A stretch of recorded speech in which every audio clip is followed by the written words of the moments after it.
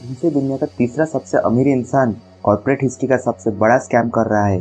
यह है Hindenburg research corporation की रिपोर्ट। इस रिपोर्ट ने बेसिकली अडानी ग्रुप पर ऑडिट फ्रॉड से लेकर स्टॉक मैनिपुलेशन जैसे 88 इरेगुलरिटीज का इल्जाम लगाया और उनसे इन सब सवालों का जवाब मांगा है। उन 88 क्लेम में से हिंडनबर्ग का एक मेजर एलिगेशन ये है कि अडानी ग्रुप की बड़ी बड़ी कंपनीज का ऑडिट असल में छोटी ऑडिटिंग फर्म करती है, इतनी छोटी जिसकी कोई वेबसाइट तक नहीं है। और ये चीज़ अपने आप में एक शक पैदा करने के लिए काफ़ी है, क्योंकि इतने बड़े ग्रुप ऑफ इंडस्ट्रीज़ की ऑडिट एक छोटी सी सिर्फ 11 एम्प्लॉयज़ वाली auditing firm Shah Dhanharia and company कैसे इतने प्रोफेशनली मैनेज करती है। इसलिए हिंडनबर्ग के हिसाब से या तो अडानी के ऑडिट में फ्रॉड है या फिर किसी फ्रॉड को छुपाने की कोशिश की जा रही है। पर इन सारे इल्ज़ामों के जवाब में अडानी ग्रुप ने भी 400 पेजेस का एक रिप्लाई दे दिया है। उनका कहना यह है कि इन आरोपों की मदद से हिंडनबर्ग असल में इंडियन मार्केट के ऊपर एक कैलकुलेटेड अटैक करना चाहता है, जो एक्चुअली उस कंपनी की पुरानी फितरत है। अडानी के स्टेटमेंट आने के तुरंत बाद ही हिंडनबर्ग का अडानी ग्रुप को एक काउंटर आया, देशभक्ति के आड़ में मत छुपो, बेसिकली ये कहकर। अब अगर देखा जाए तो खुद अडानी ग्रुप के CFO जोगेशिंदर सिंह ने एक इंटरव्यू में हिंडनबर्ग को एक्सपोज करते हुए ये कहा था कि वो कंपनी खुद केवल 5 से 10 लोगों की बनी हुई है, और तो और उनके पास अपनी ऑफिस स्पेस तक नहीं है, इसीलिए सिर्फ वर्चुअली ऑपरेट करती है। तो इसी बात से आप लोग बेसिकली समझ सकते हो कि इनके एलिगेशंस में कितनी सच्चाई होगी। दोनों ही कंपनीज ने एक दूसरे पर काफ़ी बड़े बड़े एलिगेशंस लगाए, और ऐसे में सवाल ये आता है कि हिंडनबर्ग रिपोर्ट एक्चुअली में क्रेडिबल है या नहीं। और अगर ये रिपोर्ट क्रेडिबल है तो अडानी ग्रुप पर लगे सारे आरोप भी वैलिड है। और अगर इतने बड़े कंपनी के ऊपर जब ऐसे स्कैम के एलिगेशंस लगते हैं तो उसका पूरे इंडियन मार्केट में क्या असर पड़ता है और क्या पड़ेगा वो देखते हैं। तो चलिए ये स्टोरी को स्टार्ट करते हैं एकदम शुरुआत से, ताकि आपको स्टोरी अच्छे से समझ में आए। तो हिंडनबर्ग कंपनी को स्टार्ट किया था नेथन एंडरसन ने, जो खुद 2014 तक एक self professional financial bounty Hunter थे।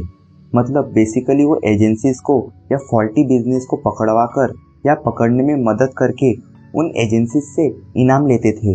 अब एंडरसन की ये कंपनी भी आज कुछ सेम ही काम करती है। एकदम आसान भाषा में समझे तो सिंपली हिंडनबर्ग असल में एक फॉरेंसिक फाइनेंशियल रिसर्च फर्म है, जो दुनिया भर के बड़े बड़े कंपनीज के घोटाले को दुनिया के सामने लाकर उनसे प्रॉफिट कमाती है। कैसे? तो हिंडनबर्ग का पूरा ऑपरेटिंग मॉडल काफ़ी इंटरेस्टिंग और यूनिक है। तो सबसे पहले स्टार्ट करते हैं उनके फर्स्ट स्टेप से, जो है टारगेट आइडेंटिफिकेशन।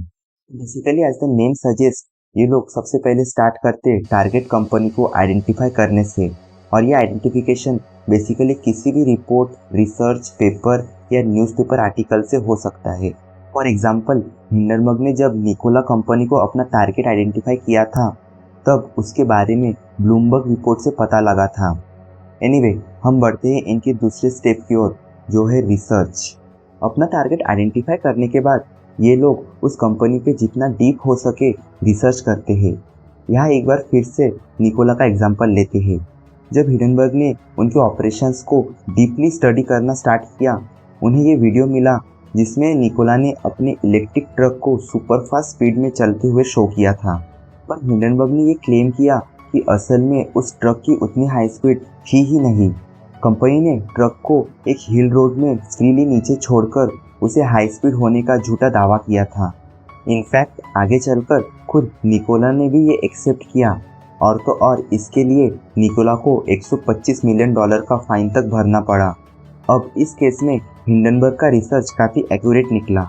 अब रिसर्च के बाद आता है इनका फाइनल स्टेप, जो एक्चुअली पूरे प्लान का सबसे वेल कैलकुलेटेड स्टेप होता है, और वो है शॉर्ट सेलिंग। अब इस कॉन्सेप्ट को समझने के लिए इमेजिन करो कि शेयर मार्केट में किसी कंपनी की शेयर प्राइस 50 रुपीज़ पर चल रहा है। अब मिस्टर ए उस कंपनी के 100 शेयर्स को मार्केट में बेच देता है। इसमें ध्यान ये रखना है कि मिस्टर ए के पास शेयर है ही नहीं, वो ब्रोकर से उधार लेके मार्केट में शेयर को बेच देता है, और बाद में जब शेयर का प्राइस 25 पे आता है तो वो उस शेयर को फिर से खरीद लेता है। तो पूरे ट्रांजैक्शन में 2500 का प्रॉफिट होता है। हाँ, लेकिन इसमें से थोड़ा कमीशन ब्रोकर को भी देना पड़ता है। अब यही कैलकुलेशन जब करोड़ों में होगा तो ब्रोकर को इंटरेस्ट पे करने के बाद भी मिस्टर ए के पास कितना नेट प्रॉफिट होगा। और एग्जैक्टली यही करता है हिंडनबर्ग, बस सिर्फ एक मेजर ट्विस्ट के साथ, क्योंकि हिंडनबर्ग को एग्जैक्टली पता होता है कि कब कौन सी कंपनी के शेयर गिरने वाला है, और वो कैसे? वो खुद उनके शेयर को गिरवा कर। देखो, ब्रोकर से शेयर को बेचने के बाद हिंडनबर्ग उस कंपनी की स्कैम वाली रिपोर्ट रिलीज करता है, और जिससे कंपनी की वैल्यूएशन गिर जाती है, और वो एग्जैक्टली उसी टाइम फ्रेम के अंदर शॉर्ट सेलिंग करता है।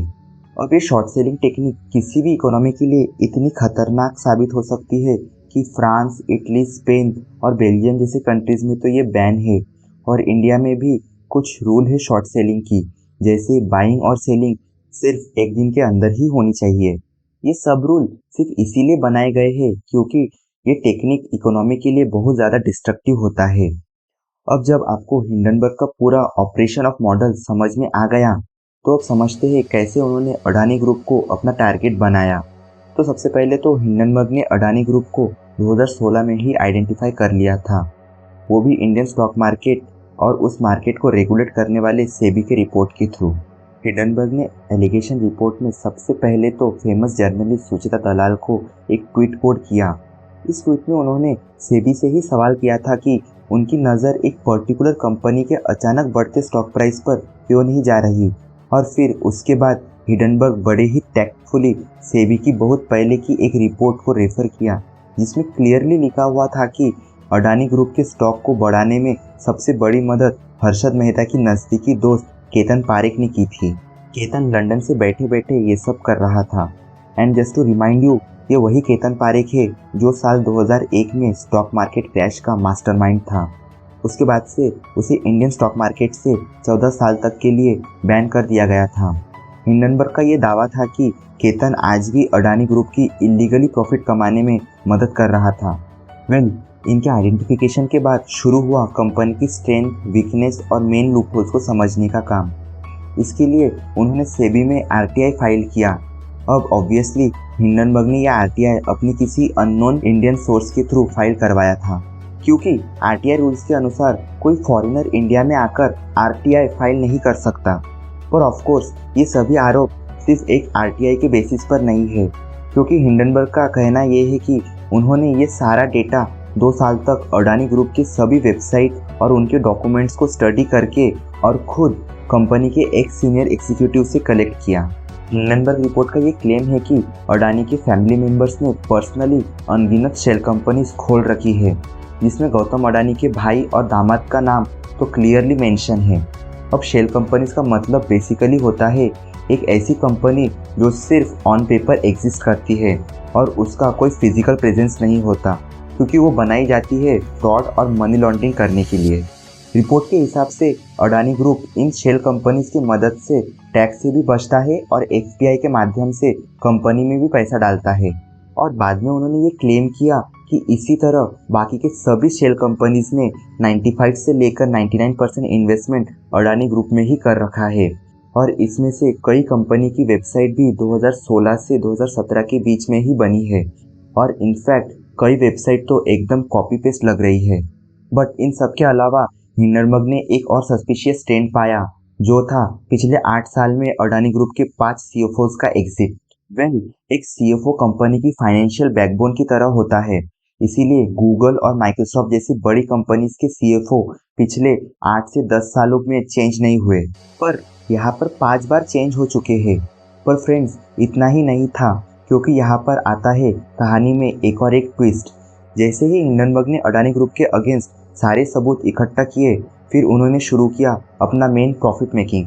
हिंडनबर्ग ने खुद अपनी रिपोर्ट में ये साफ साफ लिखा है कि उन्होंने कुछ समय पहले अडानी ग्रुप में इन्वेस्टमेंट और शॉर्ट सेलिंग स्टार्ट कर दी थी, और आगे जो हुआ वो आपके होश उड़ा देगा। अडानी ने नवंबर में अनाउंस किया था कि वो 27 से 31 जनवरी के बीच 20,000 करोड़ का एफपीओ स्टॉक मार्केट में रिलीज करेंगे, लेकिन उसके एग्जैक्टली 4 दिन पहले हिंडनबर्ग ने अपना स्ट्रैटेजी के मुताबिक अपनी रिपोर्ट पब्लिश कर दी। अभी अडानी पर ही नहीं बल्कि पूरे इंडियन स्टॉक मार्केट पर एक बड़ा मास्टर स्ट्रोक साबित हुआ, यानी कि एक तरफ इंडियन शेयर तेजी से क्रैश करने लगा, वही हिंडनबर्ग ने शॉर्ट सेलिंग टेक्निक यूज करके रातों रात करोड़ों का प्रॉफिट कमाया। गौतम अडानी ने तो अभी तक $110 बिलियन का नुकसान झेला है। साथ ही में LIC और SBI का भी कुछ 10 बिलियन डॉलर्स का नुकसान हुआ, वो भी 2 दिन के अंदर।